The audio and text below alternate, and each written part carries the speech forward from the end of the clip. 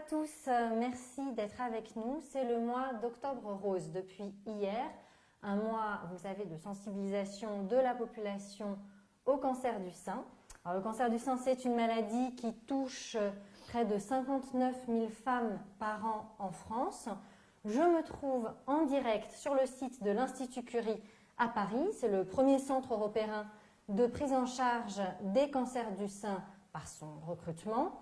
Et cette année, eh bien, l'Institut Curie a choisi comme thème de sensibilisation de parler du cancer du sein métastasique parce que, de manière générale, la mortalité due au cancer du sein diminue, le pronostic est généralement bon, mais le cancer du sein métastasique est un cancer qu'on ne guérit pas encore et il touche 15 à 20% des femmes touchées par un cancer du sein. Cependant, les médecins et les chercheurs de l'Institut Curie innovent sans relâche dans les traitements et ils améliorent toujours la prise en charge des patientes. Alors, nous allons parler des spécificités de ce cancer métastasique du sein avec le docteur Florence Lerebourg. Bonjour docteur. Bonjour. Vous êtes oncologue médical à l'Institut Curie. Et nous sommes en direct sur la page Facebook de l'Institut. Donc, vous pouvez envoyer des questions et vous pourrez également retrouver l'enregistrement d'ici quelques jours sur la même page. Donc voilà, docteur Lerebourg, merci beaucoup d'être là pour répondre à toutes les questions qui peuvent se poser. Vous êtes oncologue médical. Est-ce que simplement en quelques mots, vous pouvez nous rappeler en quoi consiste votre rôle ? Alors, il y a la prise en charge d'un cancer du sein, comme beaucoup de cancers, c'est multidisciplinaire, donc on a chacun un peu des rôles. L'oncologue médical, c'est celui qui s'occupe, entre guillemets, des médicaments, donc des chimiothérapies, des thérapies ciblées, des hormonothérapies, et puis évidemment, il y a des chirurgiens, il y a des radiothérapeutes, des médecins après, qui s'occupent de chacun un peu ses spécialités. Voilà. D'accord. On va poser d'abord des questions assez générales sur le cancer du sein. Je vois que Catherine nous demande qu'est-ce qu'un cancer du sein? Je n'y connais pas grand-chose et j'aimerais comprendre le mécanisme derrière la maladie. D'accord, c'est une question. C'est une très grosse question. On peut peut-être déjà essayer de donner une définition en fait du mot cancer. En fait, un cancer, c'est une prolifération anormale, enfin une multiplication anormale de cellules qui sont elles-mêmes anormales. D'accord ? Et au final, cette tumeur maligne va avoir tendance, qui est une propriété assez unique du cancer, et donc en fait, tout se passe au début au niveau d'une cellule, là en l'occurrence une cellule de la glande mammaire, qui va subir un certain nombre de mutations. Vous savez que dans chacune de nos cellules, il y a un noyau où il y a notre patrimoine génétique, avec nos 23 000 gènes à peu près, humains, donc transmis par nos parents. Dans chaque cellule, chaque gène va produire un certain nombre de protéines qui remplissent, elles, les fonctions de la cellule normale. Je vais dire n'importe quoi, pour le côlon, telle protéine est censée sécréter le mucus dans l'intestin, etc., etc. Dans le cancer, il y a une des cellules, en l'occurrence là, une cellule du sein, qui va avoir subi des mutations. Les gènes ne fonctionnent plus normalement et ne vont plus produire les protéines normales. Et en l'occurrence, les protéines vont développer des propriétés, au lieu de faire leur boulot normal de cellules normales, des propriétés qui vont favoriser la croissance du cancer, qui vont favoriser justement cette tendance à envahir les tissus, traverser les membranes, aller dans la circulation sanguine, s'implanter dans d'autres organes, etc. Donc ça, ce sera les métastases. Voilà. Alors, les mutations, on en subit tous les jours, d'accord ? Mais la plupart du temps, au moins un certain temps dans la vie, ces mutations sont réparées. C'est-à-dire qu'on a des gènes protecteurs qui disent, tiens, là, il s'est passé une mutation, la cellule ne va pas être anormale, les deux cellules filles risquent d'être anormales, et donc je répare cette mutation. Et puis, en fait... Là, il y a quelque chose qui ne se fait pas. Là, il y a quelque chose qui ne se fait pas. Mais si cette mutation n'est pas réparée, et notamment avec le temps ou avec un déficit de ces gènes, si je puis dire, eh bien, les mutations vont s'accumuler.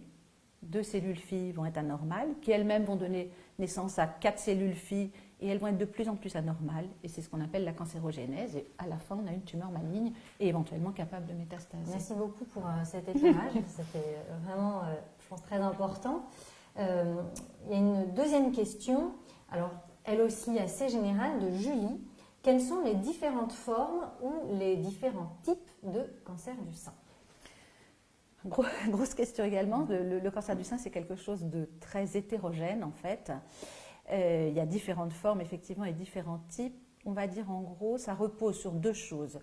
La différence entre les cancers du sein d'une femme à l'autre, sur le stade. Donc le stade, c'est en fait l'extension, on va dire géographique. Est-ce qu'il y a qu'une tumeur dans le sein? Est-ce qu'il y a des ganglions de la région, notamment sous le bras, qui sont atteints?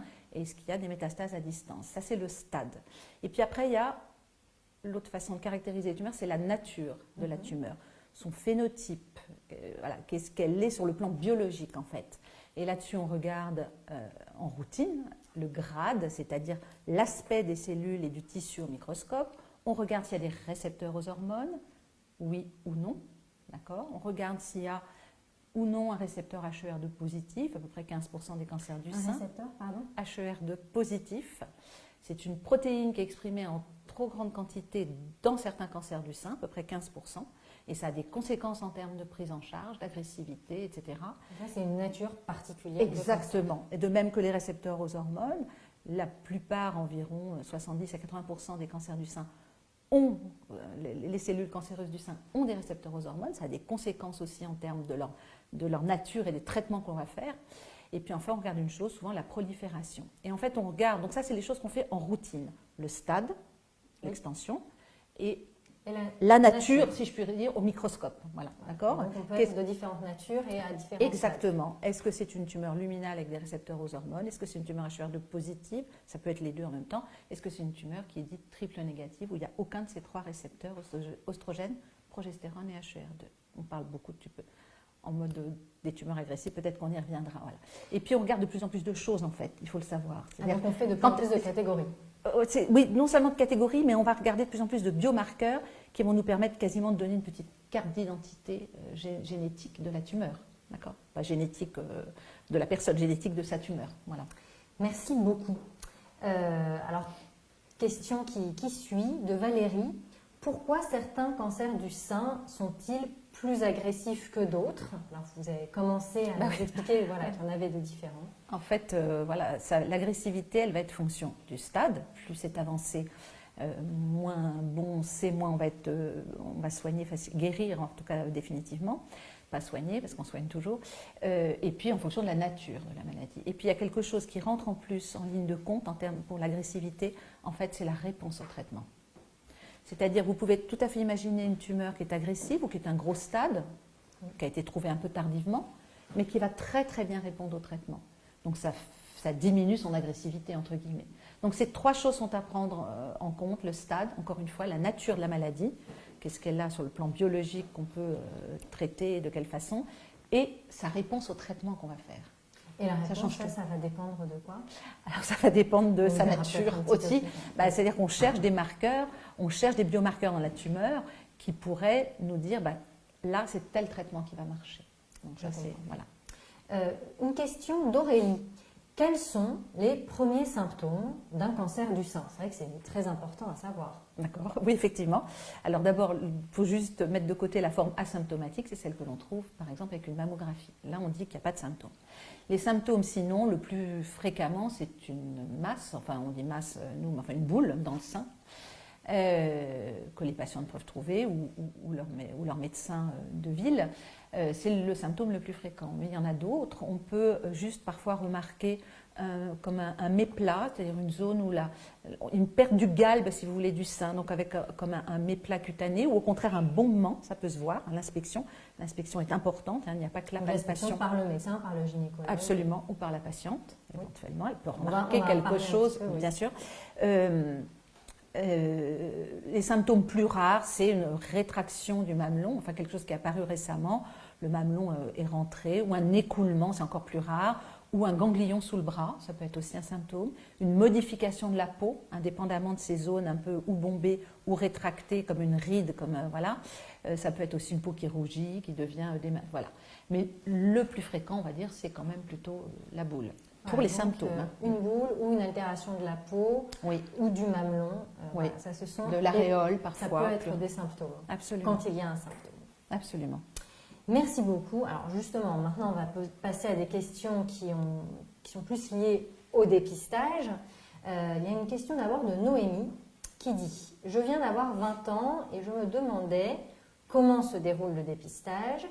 Existe-t-il plusieurs méthodes, certaines plus invasives ou douloureuses que d'autres?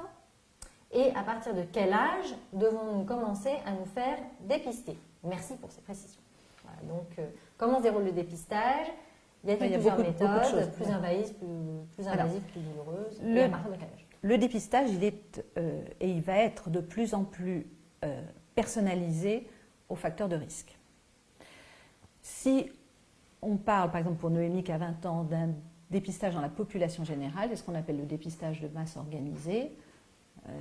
C'est le moment d'en parler, Octobre Rose. C'est la mammographie à partir de l'âge de 50 ans, tous les 2 ans, jusqu'à 74 ans normalement. Une mammographie plus ou moins une échographie avec une double lecture, c'est ce qu'on appelle, voilà, les femmes de 50 ans reçoivent une lettre, allez faire votre mammographie. Ça c'est le dépistage de masse organisé. Après il y a d'autres formes de dépistage. On peut imaginer que l'autopalpation fasse partie du dépistage. À ce moment-là, Noémie, peut-être 20 ans, elle peut commencer l'autopalpation. Il y a l'autre chose, c'est de voir son médecin de ville quand même, à partir de 20, 25 ans, son médecin de ville tous les ans, qui est censé palper les seins, etc. Et puis après, il y a des dépistages pour les femmes dites à risque, par exemple dans le cadre de mutations héréditaires.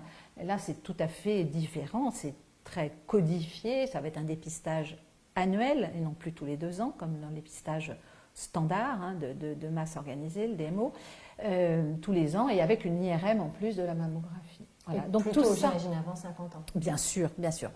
À un âge, voilà, tout ça, on a des référentiels de prise en charge, bien sûr, plutôt à partir de 35 ans, évidemment. Merci beaucoup.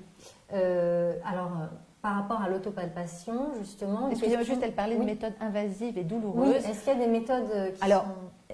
Non, invasive et douloureuse. Si on estime que la mammographie est douloureuse, ça peut, sur certains seins. Voilà, ça peut serrer un peu le sein, enfin ça va.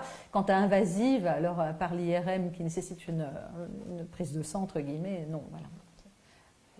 Donc rien de douloureux. Non, ça reste raisonnable. Alors, par rapport à l'autopalpation, une question d'Agathe. L'autopalpation est-elle efficace pour déceler un cancer du sein précoce? J'imagine que la taille de la tumeur peut passer inaperçue au début. Alors, un cancer du sein précoce. Déjà, est-ce que vous pouvez, avant de répondre vraiment à la question d'Agathe, me dire ce que c'est? Précoce, c'est l'inverse de ce qu'on appelle nous avancé, c'est-à-dire de petit stade en fait. D'accord. Quand on dit cancer du sein précoce, c'est un petit stade, donc une petite tumeur avec peu ou pas de ganglions touchés et surtout pas de métastases à distance. Ça, c'est ce qu'on appelle le cancer du sein précoce. Donc, on pourra mieux soigner. Donc, le but du dépistage, c'est trouver qu'on pourra guérir. On pourra guérir complètement. Voilà, sauf, encore une fois, résistance au traitement, nature de la maladie particulière, tendance à récidiver, etc. Et alors, pour cela, est-ce que l'autopalpation est efficace? L'autopalpation, c'est un problème un peu compliqué. Ça n'a pas fait... Il y a eu ce qu'on appelle des essais randomisés, c'est-à-dire autopalpation versus pas de palpation, pas d'autopalpation. Ça n'a pas fait la preuve. En fait, ce qu'il faut considérer, l'efficacité en termes de dépistage, il faut se définir un objectif clair qui me semble une baisse de la mortalité. D'accord ? Le but du dépistage, globalement, c'est de baisser la mortalité. Bien sûr. Voilà. Et en ce sens, la mammographie, elle a fait ses preuves. Voilà, il y a toute la question du surdiagnostic, on ne va peut-être pas y revenir à chaque fois, c'est un peu... Voilà. Mais ça a fait baisser... C'est-à-dire on pourrait, à cause de ce dépistage, trouver de petites lésions qui finalement n'évolueraient jamais. Donc sur le diagnostic, c'est s'embarquer dans une démarche qui finalement dont on aurait pu se passer, vous voyez, pour faire ça. Voilà. Mais globalement, la mammo, ça a fait baisser la mortalité de quasiment 20% dans les études, quoi, la plupart. L'autopalpation n'a pas fait cette preuve, d'accord ? Et elle est recommandée différemment en fonction des pays. Par exemple, les États-Unis, la plupart de l'Europe, à part certains pays scandinaves, etc., compte tenu de l'absence de preuves, ne recommandent pas l'autopalpation. Et il y a des pays, en revanche, qui le recommandent? Voilà, certains pays scandinaves, par exemple. Voilà. Et à ce moment-là, si on le fait, parce que pourquoi pas, c'est une technique tout à fait particulière, il ne faut pas que ça génère trop de stress. Justement, parce qu'on a une question d'Aurélie, si on procède à cette autopalpation, comment et à quel moment du cycle procéder et comment? Alors, le moment du cycle, c'est le moment, c'est après les règles, c'est-à-dire les premiers jours du cycle, parce que le sein est plus mou, moins dense en tout cas, voilà, c'est plus joli, moins dense. Ça comporte ça s'appelle autopalpation, mais ça comporte 2 volets. Il y a une part d'inspection, encore une fois, devant la glace, on va regarder, devant un miroir, regarder s'il y a une modification du galbe du sein. Tiens, là, justement, il y a un creux, ou voilà, ou est-ce que la peau a rougi, ou est-ce que l'aréole ou le mamelon sont anormaux, voilà. Il y a une part comme ça d'inspection, et puis ensuite, il y a une part de palpation, et la palpation du sein, qu'elle soit d'ailleurs autopalpation ou par le praticien, c'est quelque chose de très codifié, hein, pratiquement consciencieux, parce qu'il faut vraiment sillonner toute la zone, y compris sous le bras. La glande mammaire peut remonter assez haut, hein, sous le bras. Il faut aller jusqu'ici, il faut bien aller sous le sein. Et puis il y a différentes façons, soit on monte en bande verticale comme ça, il faut être systématique, soit en rayon de roue, d'accord, comme ça, je vais faire hop, hop, hop, je vais mettre mes mains, les mains bien à plat, il ne faut pas hésiter à appuyer. Avec les mains à plat. Ouais. Les mains à plat. Au moins avec ces doigts-là, et assez fermement. Donc soit en rayon de roue, donc je remonte comme ça, je fais une roue, soit comme ça, soit circulaire. Ne pas oublier la zone rétro-aréolaire, on oublie assez souvent, derrière le mamelon et l'aréole du sein. D'accord. Hein, je ne fais pas juste poète ici, je vais vraiment... Il ne faut pas laisser 1 centimètre. Exactement. Ça peut remonter au là, ça peut remonter au là, et ça peut être sous le sillon du sein. Ah, donc on touche bien partout. Et dans différentes positions. Dans différentes positions, c'est bien sûr. C'est-à-dire qu'il faut faire à un moment le bras pendant. En fait, votre sein va se mettre dans des positions différentes. Voilà. Il faut le faire le bras levé. Il faut mettre la main sur la hanche parce que ça va décoller le sein d'une certaine façon. Allonger. Voilà. D'accord. Donc, ça prend combien de temps tout ça c'est une bonne question. Avec l'habitude, je pense qu'on a un quart d'heure quand même entre l'inspection et la palpation. Un quart d'heure en fait. Ah oui, si on le fait. Mais le praticien en ville, il ne prend pas du tout autant de temps. Il a un peu plus l'habitude. J'espère qu'il prend quand même le temps un peu. Très bien. Merci beaucoup pour tous ces détails. Prochaine question d'Isabelle, toujours sur le dépistage. Le taux de guérison et le moment où le cancer a été dépisté ont-ils un lien? Merci. Oui. Oui, bien sûr, plus on le trouve tôt, et là encore, c'est le moment de le répéter, plus on le trouve tôt, plus on le dépiste tôt, évidemment, plus on le guérit. Il est bien plus difficile de guérir un cancer qui a déjà donné beaucoup de ganglions touchés et a fortiori des métastases, que non à distance de la région, que de guérir un tout petit cancer du sein sans ganglions envahis. On va l'opérer et la plupart du temps, après la radiothérapie, éventuellement un traitement hormonal, ça sera terminé. On sera guéri. Donc oui, bien sûr, le stade est important. Après, il y a la nature de la maladie, mais le stade est primordial. On a des questions sur l'âge. On a une question de Patrick qui demande « Ma fille a 35 ans et est atteinte d'un cancer du sein. Quelles sont les précautions prises lors des traitements des femmes jeunes atteintes par un cancer du sein? Y a-t-il des spécificités concernant leur prise en charge, notamment autour de la fertilité ?» Merci pour tout. 35 ans, vous m'avez dit. 35 ans. Bien sûr, oui, donc effectivement un âge jeune. 10% des cancers du sein, 35 et moins, donc c'est pas énorme. Oui, bien sûr, il y a des spécificités. D'abord, les cancers du sein chez la femme jeune sont souvent en moyenne plus agressifs. Voilà. Alors, ce sont des cancers de nature plus agressive. C'est ça, souvent, exactement, comme on a dit tout à l'heure, de phénotype, de nature plus agressive.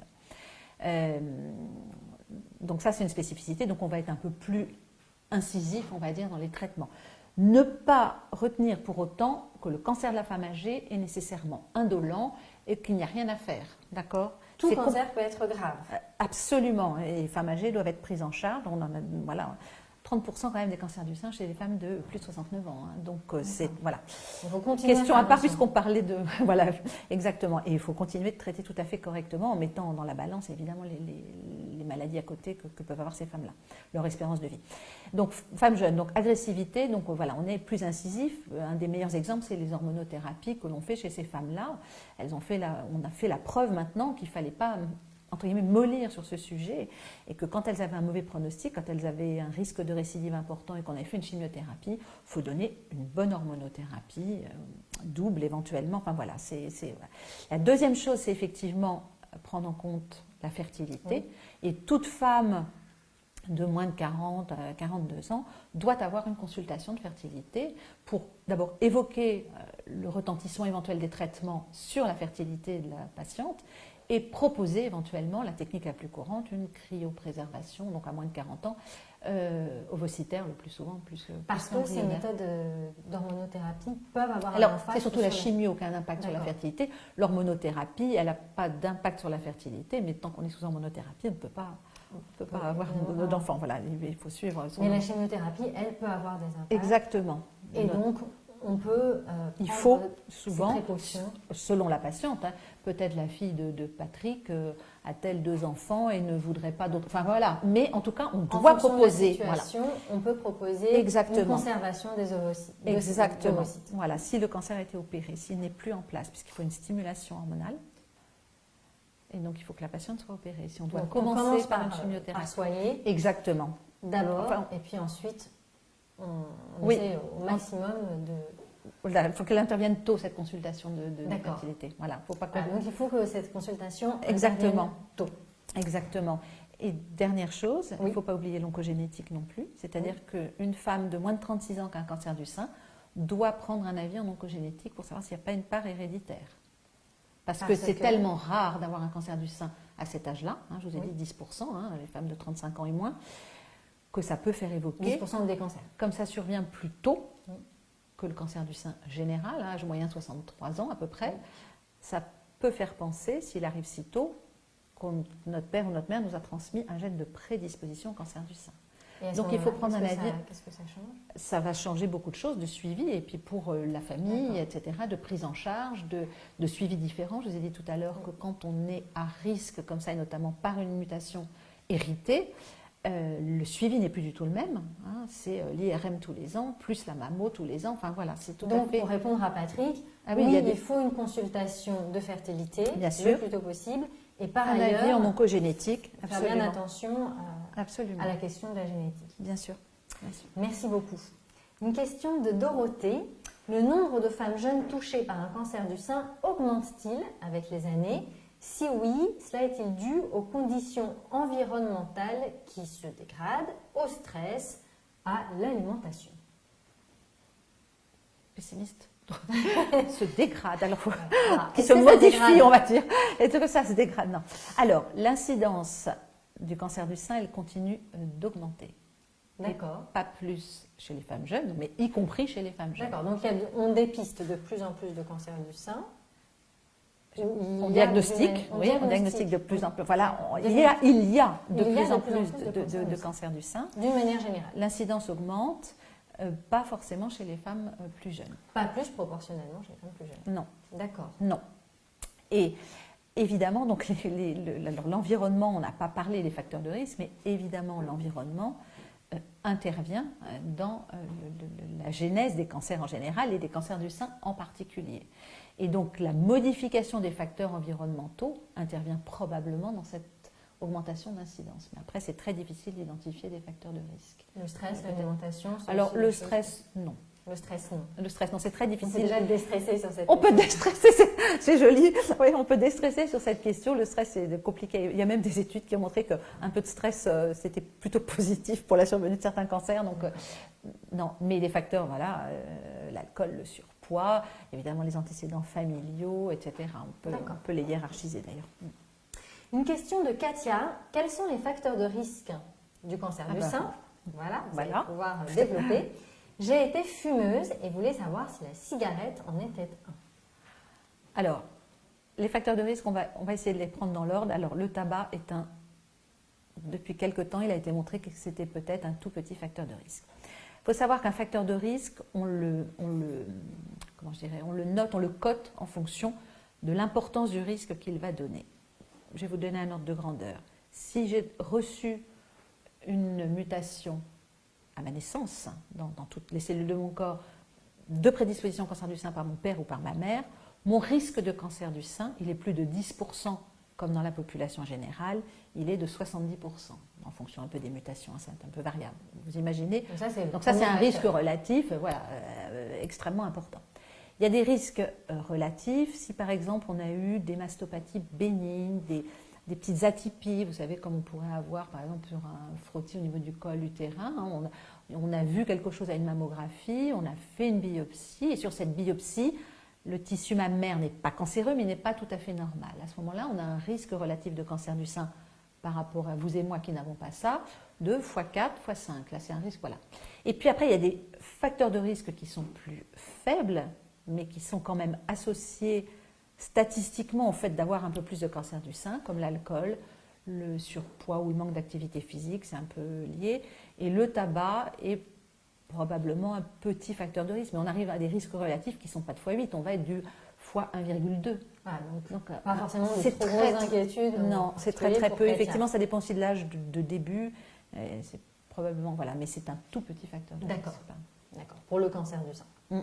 Bien sûr, bien sûr. Une question maintenant, parce qu'on va passer à des questions plus spécifiques sur l'hérédité, dont vous avez commencé à parler.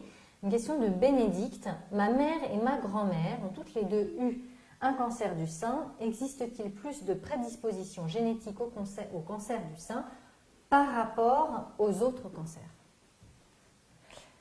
Donc, alors, la mère et la grand-mère, si c'est la grand-mère maternelle, parce qu'on a deux, côté père, côté mère, si c'est sa mère et sa grand-mère paternelle, voilà, la question n'est pas. Voilà, c'est deux choses différentes. Mais si elle a sa mère et sa grand-mère maternelle qui ont eu un cancer du sein, il faut envisager un avis. Et par ailleurs, est-ce qu'il y a plus de prédispositions génétiques au cancer du sein? Les prédispositions génétiques, donc héréditaires, qui confèrent un gros risque de cancer du sein, c'est à peu près 10% des cancers du sein. C'est à peu près comme pour le cancer du côlon, qui est un cancer fréquent dans la population générale, c'est à peu près 10%.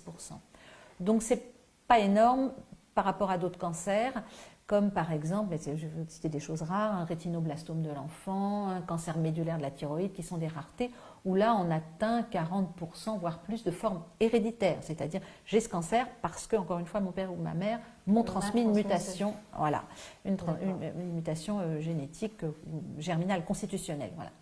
Et puis, il y a des cancers pour lesquels la part héréditaire est plus faible, mais probablement parce que le poids des facteurs environnementaux est plus fort. Je pense par exemple au cancer du poumon ou au cancer du col de l'utérus. Il y a des facteurs de risque environnementaux, les virus pour le cancer du col, le tabac pour les deux, etc., qui fait que la part héréditaire est plus difficile à démêler. Vous voyez ce que je veux dire, voilà.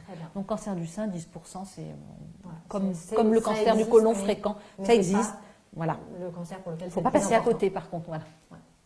Une question de Corinne. Existe-t-il davantage de risques héréditaires selon le type de cancer du sein? Donc, vous avez commencé à en parler.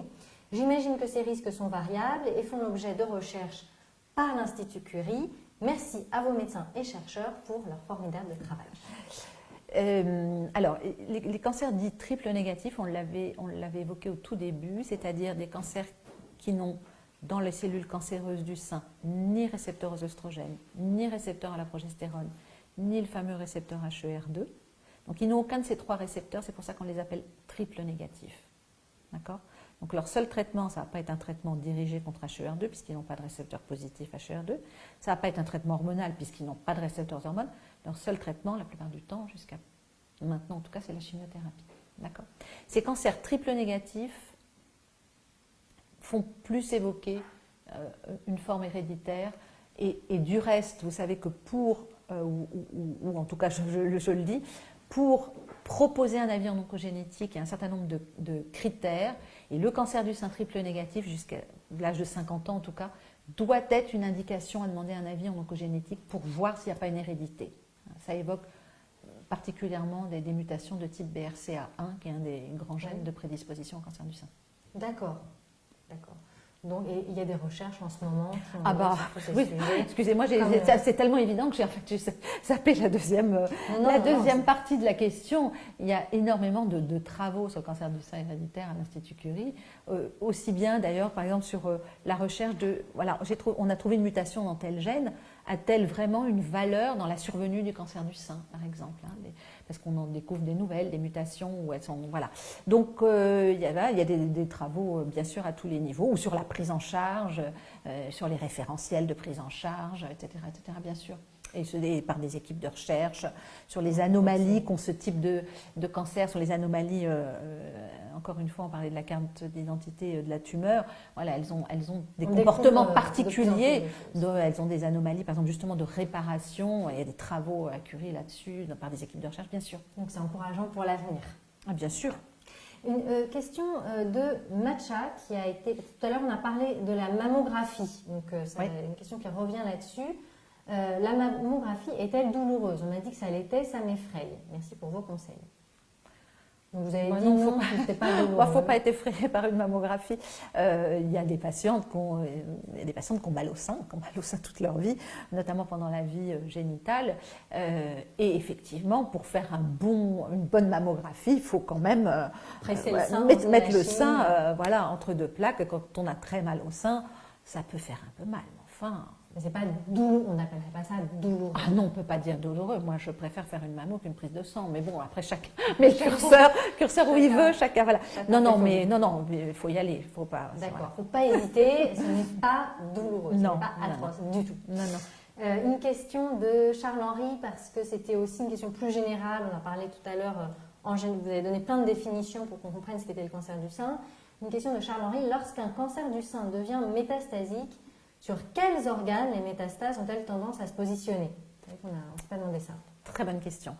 Alors, déjà un peu en fonction de sa nature, les métastases sont pas forcément toutes au même endroit, mais on va parler tout cancer du sein confondu, qu'ils aient des récepteurs aux hormones, qu'ils aient du HER2 positif ou pas positif, voilà. Globalement, c'est quand même à l'os, dans l'os, que le cancer du sein va le plus souvent. Dans l'os. Voilà. Ensuite, foie, poumon, plèvre. Plèvre, c'est l'enveloppe qui entoure les poumons. Voilà. Ce qu'on appelle les métastases viscérales, poumon et foie. Et puis, après, des choses un peu plus rares, mais qui sont plus fréquentes dans certains sous-types. Alors, les métastases cérébrales, par exemple, ce n'est pas très fréquent. Des métastases, on peut avoir des choses aussi sur la peau. Faut le savoir. Quand un sein a été enlevé complètement, c'est-à-dire qu'on a fait une mastectomie totale, ça réduit considérablement le risque de rechute à ce niveau-là, mais il peut rester quelques cellules de sein dans la peau et qui peuvent redonner des anomalies au niveau cutané. Qu'est-ce que j'oublie? Os, foie, poumon, les méninges et le cerveau, donc plus rarement. Les méninges, donc l'enveloppe entre guillemets du cerveau qui descend, voilà. Voilà. La peau aussi, voilà. Et puis des choses plus rares aussi au niveau du péritoine, de l'abdomen, des ovaires, dans certains types de cancers du sein. Les ganglions, bien sûr, les ganglions. Les ganglions à l'intérieur. Alors, parce que les ganglions de relais du sein sont sous le bras et peuvent remonter un peu, on va dire, jusqu'ici, à l'intérieur, jusqu'au claviculaire, jusqu'au-dessus de notre clavicule. Mais il y a des ganglions partout dans notre corps, heureusement d'ailleurs. Et il peut y avoir des ganglions dans le médiastin, c'est-à-dire l'espace entre les deux poumons, ou dans le ventre, en arrière du péritoine. Donc il y a des ganglions aussi qui peuvent être derrière l'abdomen, à l'arrière de l'abdomen. Exactement. Avant la colonne vertébrale. Avant la colonne vertébrale. D'accord, on se repère. Bon, alors, une question pour revenir sur l'hérédité dont on parlait de Frédéric. Mon frère a eu un cancer du sein. Quels sont mes risques? Est-ce qu'il y a un lien? Alors, on a parlé tout à l'heure de critères qui doivent faire évoquer une prédisposition héritée au cancer du sein, de type notamment BRCA1, BRCA2. Il existe d'autres gènes.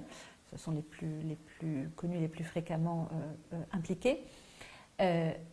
En l'occurrence, un cancer du sein chez un homme, à n'importe quel âge, doit justifier une consultation en oncogénétique pour rechercher une prédisposition. Je reviens sur ce point parce qu'on n'en a pas parlé tout à l'heure. Quelqu'un disait, ma mère et ma grand-mère ont eu un cancer du sein, est-ce qu'il faut agir? En l'occurrence, si vous, madame, vous n'avez pas de cancer du sein, ce n'est pas à vous d'y aller. Il faut que ce soit la personne qui est atteinte, là où les personnes, c'est ce qu'on appelle le cas index, parce que ça nous donne plus de chances d'hériter, de trouver cette mutation. C'est-à-dire que quand votre père ou votre mère a une mutation héréditaire, BRCA1, on va prendre l'exemple, il y a un risque sur 2 que la descendance, donc les enfants, héritent de cette mutation. C'est ce qu'on appelle une transmission autosomique. Est-ce qu'on fait systématiquement une consultation génétique chez oui. quelqu'un qui a un cancer? Non, en fonction des critères que je vous disais. Et en l'occurrence là, le cancer chez l'homme, c'est une indication. Et c'est cet homme-là qui a le cancer du sein qui doit y aller. Et si, pour une raison ou pour une autre, cet homme n'y est pas allé, est-ce que les membres féminins de sa famille doivent se poser des questions? Oui, ils peuvent se poser des questions, ils peuvent y aller, mais c'est plus le cas index chez lequel on a le plus de chances de mettre en évidence la mutation, parce que, encore une fois, sa fille, par exemple, elle disait mon père, sa sœur. La sœur n'a pas forcément hérité, elle, de la mutation. Donc, si on ne la trouve pas chez elle, on ne pourra pas conclure. Parce que son père ou sa mère, il y a un risque sur deux qu'elle l'ait aussi. Tout du moins, pour elle, on ne la trouvera pas chez elle. Voilà. Alors, maintenant, des questions plus précises sur le cancer du sein triple négatif, dont vous nous avez déjà parlé. Une question de Livia, assez générale. Ma sœur est touchée par un cancer du sein triple négatif. J'aimerais comprendre quelle est l'origine de ce cancer et si je suis à risque. Alors l'origine, on revient à l'histoire de début. Hein, voilà comment. La question qu'elle pose en fait, Livia, c'est est-ce que ce cancer du sein triple négatif a des risques d'être héréditaire et donc est-ce que je risque d'être atteinte? Et on en revient au fameux critère. Livia ne dit pas l'âge de sa sœur, mais si la sœur a un cancer du sein triple négatif à moins de 50, 51 ans, il faut que cette sœur, encore une fois pas Livia, mais la sœur. Oui, la sœur malade. La sœur malade, exactement, le fameux éventuel cas index, prenne une consultation oncogénétique pour vérifier. Voilà. Et si c'est héréditaire, Livia, elle aura un suivi.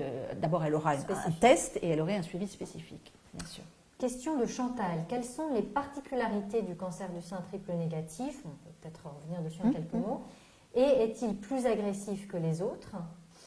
C'est une information que j'ai souvent entendue et voulais vérifier avec vous. Alors, encore une fois, triple négatif, c'est les cellules n'ont pas de récepteur aux oestrogènes, n'ont pas de récepteur à la progestérone et n'ont pas de HER2 positif. Je ne peux pas leur donner d'hormonothérapie, je ne peux pas leur donner d'anti-HER2, je ne peux leur donner qu'une chose si elles sont ou métastatiques ou en cancer du sein précoce avec un risque de rechute important, c'est une chimiothérapie. On ne sait pas que c'est plus agressif, c'est si. Alors, donc ils sont plus agressifs parce que je ne peux pas leur donner ces traitements-là, que je ne peux leur donner que de la chimiothérapie, et qu'ils ont un risque de récidive plus important. Et surtout, là où ils deviennent particulièrement agressifs, c'est si la chimiothérapie que je fais ne fonctionne pas. C'est-à-dire s'ils sont... Exactement, parce que là, je n'ai, jusqu'à preuve du contraire, pas d'autres moyens. Pas d'autres options de traitement. Donc c'est agressif par nature, parce que ce sont souvent en plus des cancers proliférants. Hein, on regarde ça aussi souvent dans le cancer du sein, soit avec le grade histologique, soit avec d'autres mesures. On regarde si les cellules ont tendance à se multiplier rapidement, ce qui est un signe d'agressivité. Donc le triple négatif, c'est assez hétérogène, mais dans la plupart des cas, il est assez proliférant, ce qui est un signe d'agressivité. Il s'étend plus vite, en fait, c'est ça que vous dites. C'est ça. Il prolifère. C'est ça, il croît plus rapidement, donc il s'étend plus rapidement, vous avez raison. Voilà. Et en plus, on a plus de mal à le traiter. Exactement. Et si alors il ne répond pas au traitement, on n'est vraiment pas bien. Très agressif. Voilà. Merci beaucoup. Une question de Sylvie. Le cancer du sein triple négatif fait-il l'objet de projets de recherche dédiés à l'Institut Curie? Si oui, lesquels? Est-ce qu'il y a des recherches spécifiques? Il y a des recherches sur les...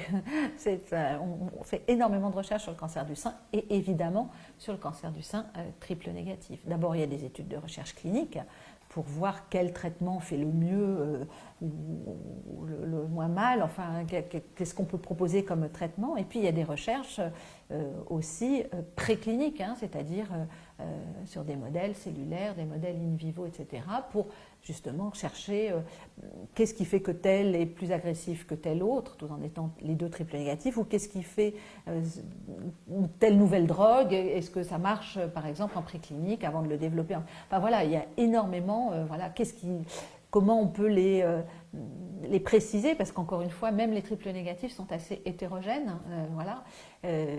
Quel biomarqueur a tel cancer du sein triple négatif pour que je lui propose plutôt tel traitement que tel autre? Et il y a énormément de recherches. Justement, il y a une question d'Isa qui nous vient en direct.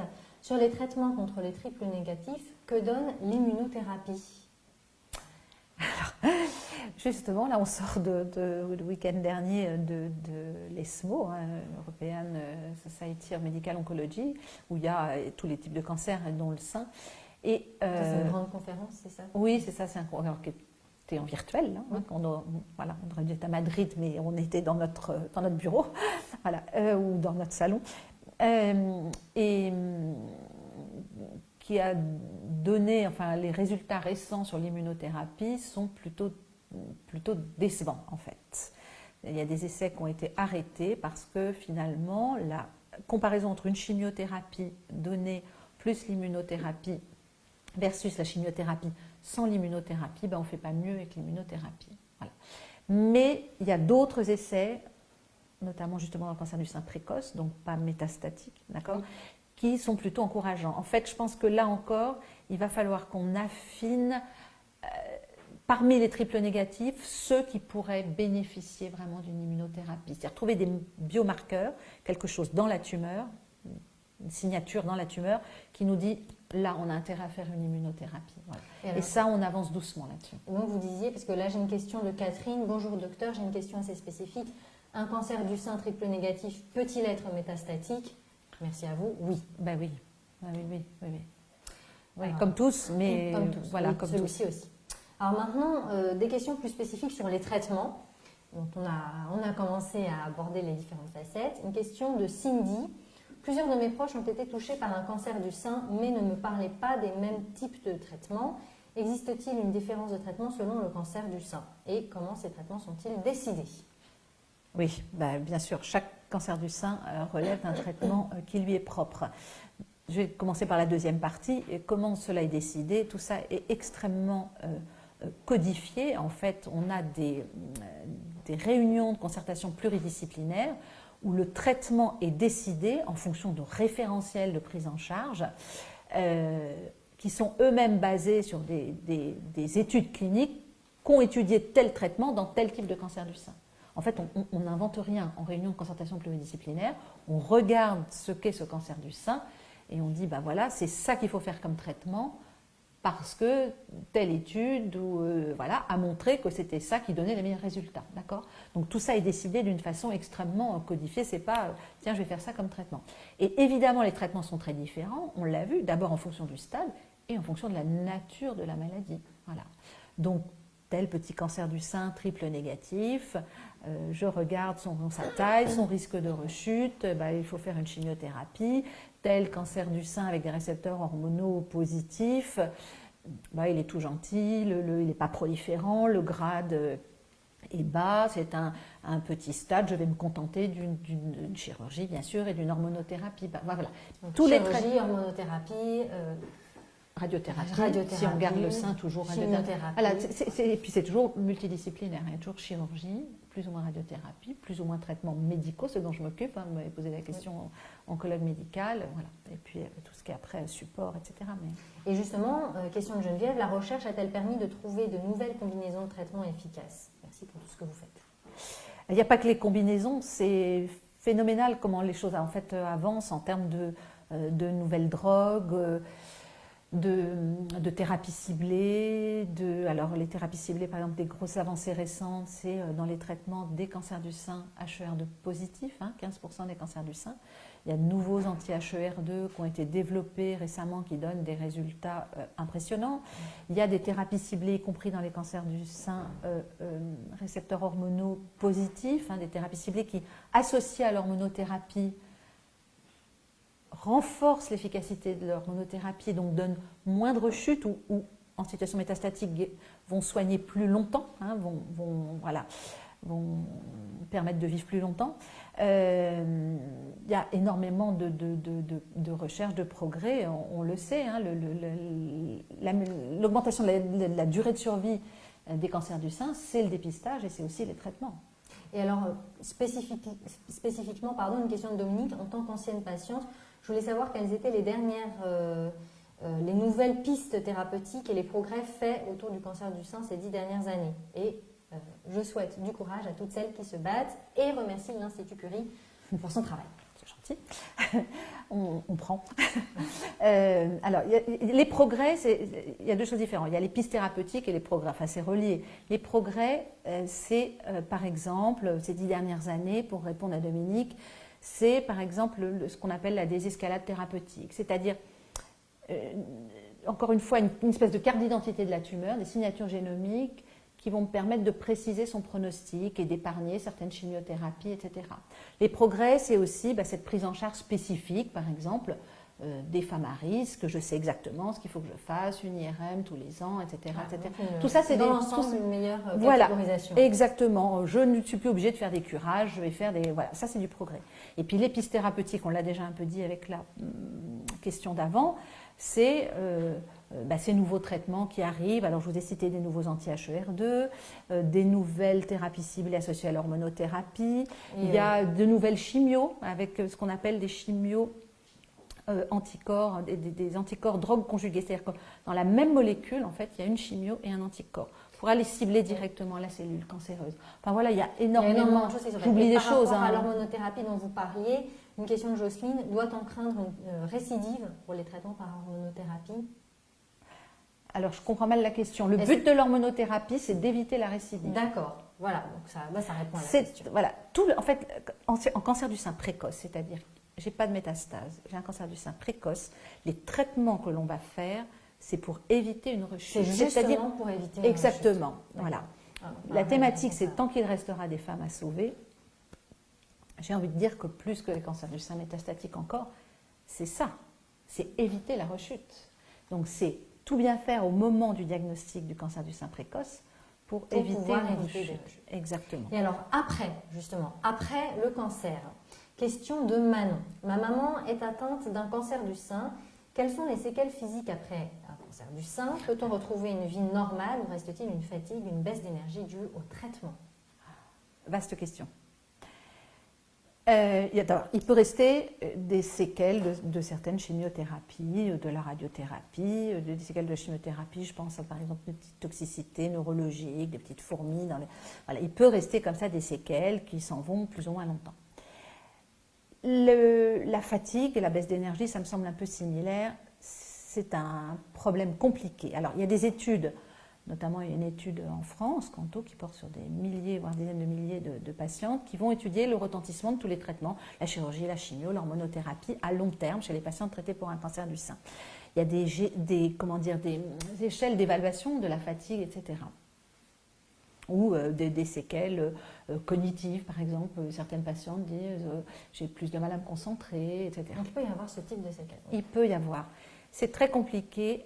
En théorie comme ça, et notamment pour la chimiothérapie, j'ai envie de dire, un an après, en dehors encore une fois d'une petite toxicité neurologique, résiduelle, ou cardiaque beaucoup plus rarement, elle est éliminée, la chimio. On n'a pas de séquelles, voilà, exactement. Ah. Et puis, je voudrais rebondir là-dessus.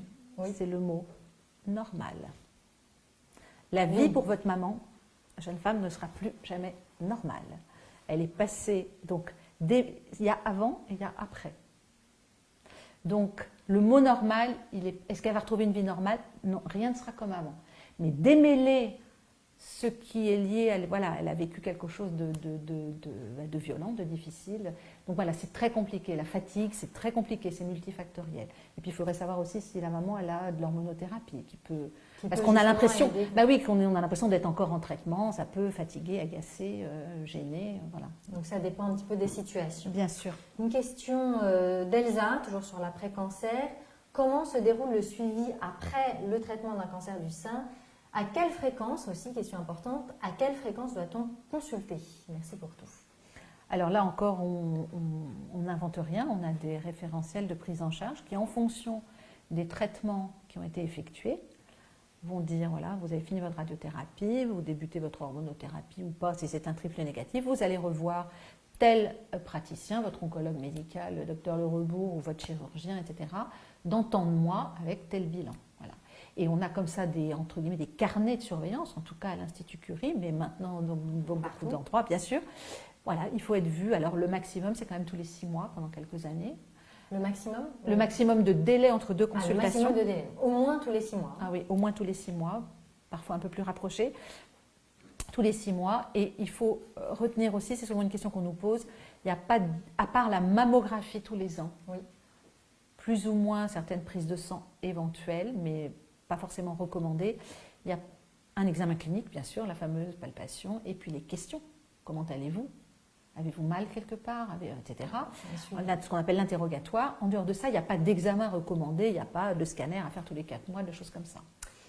Sur l'accompagnement des patientes, une question de Hamza. Quels sont les ateliers et mesures mises en place pour accompagner vos patientes en dehors de leurs rendez-vous médicaux? Alors, il y a beaucoup de choses qui sont faites. Il y a notamment je pense essentiellement à deux espaces, l'ERI sur Paris. L'ERI? Alors, espace de rencontre et d'information, voilà, où les patientes peuvent se rendre. Et sur Saint-Cloud, sur Curie-Saint-Cloud, c'est la maison des patients qui est juste à côté, voilà, où c'est un espace d'accueil, il y a des ateliers, on y fait nous-mêmes parfois des petites conférences, justement, qu'est-ce qu'un cancer du sein, par exemple, ou sur la plastie mammaire, enfin voilà. Il y a des conférences, il y a des ateliers, il y a des bénévoles qui travaillent, voilà, et qui reçoivent les patientes, de la documentation, enfin des tas de choses. Donc il y a un accompagnement bien sûr, qui bien est sûr, prévu sur bien les sûr. sites de Curie, en tout cas sur celui-ci. Bien sûr, et on a par ailleurs quand même bien sûr des services dits de soins de support, de gens qui ne font pas comme moi juste traiter le cancer, qui vont prendre en considération l'aspect psychologique. Il y a des psychologues, des médecins de la douleur, s'il reste des douleurs par exemple après tel traitement, etc. Des kinés, oui, pardon. Voilà, des kinés, enfin voilà, toute une équipe, bien sûr. Merci beaucoup, docteur. Le live va se terminer. Alors, vous avez peut-être un mot de conclusion à nous donner? Oui, une conclusion peut-être en deux temps. D'abord, voilà, je crois que ça se voit bien. C'est Octobre Rose. C'est Octobre Rose. Et donc l'accent, c'est toujours pareil, c'est faites le dépistage parce qu'il reste des femmes à sauver. C'était quand même le thème du jour. C'est le message principal. C'est le message principal. Dépister. Ouais, exactement. Ça reste important. Et puis en ce qui concerne l'Institut Curie, évidemment, c'est le cancer du sein, c'est un des cancers les plus, on va dire, traités à l'Institut. Il y a d'autres types de cancers, bien sûr, mais c'est une grosse part de notre activité. Et y compris d'ailleurs en termes de recherche, puisqu'il y a un projet médico-scientifique qui porte sur le cancer du sein, qui réunit des médecins et des chercheurs, et on travaille sur plusieurs thématiques, et ça va même du parcours patient à la recherche sur le cancer du sein triple négatif, etc. Donc ça, c'est très important. Et pour essayer d'avancer encore, l'Institut Curie prend en charge quand même 7% à peu près des cancers du sein en France. Et je crois que vous l'avez dit d'ailleurs dans l'intro, c'est le plus gros centre européen, voilà.